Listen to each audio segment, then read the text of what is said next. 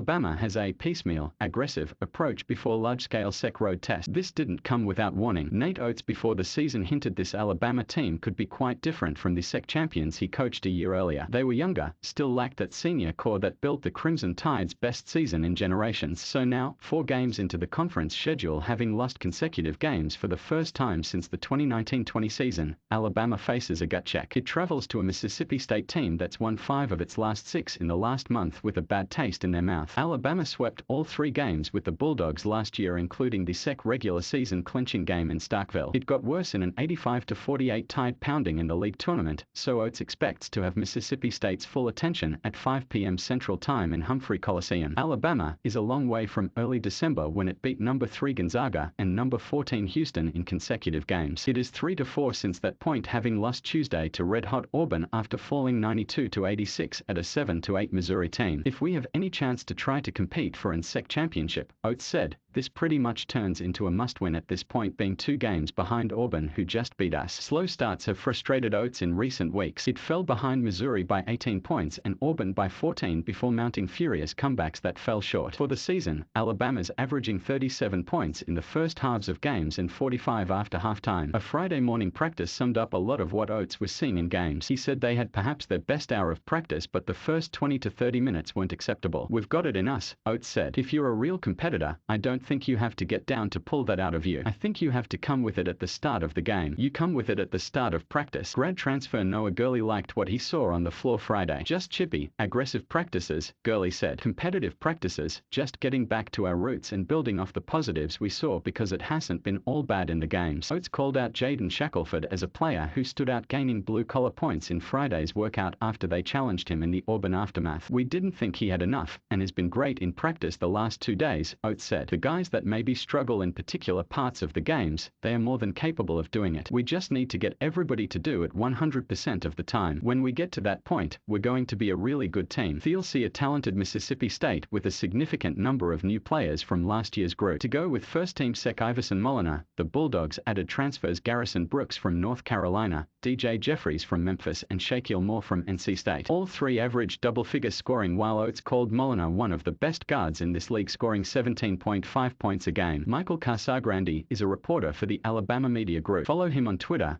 @ByCasagrande or on Facebook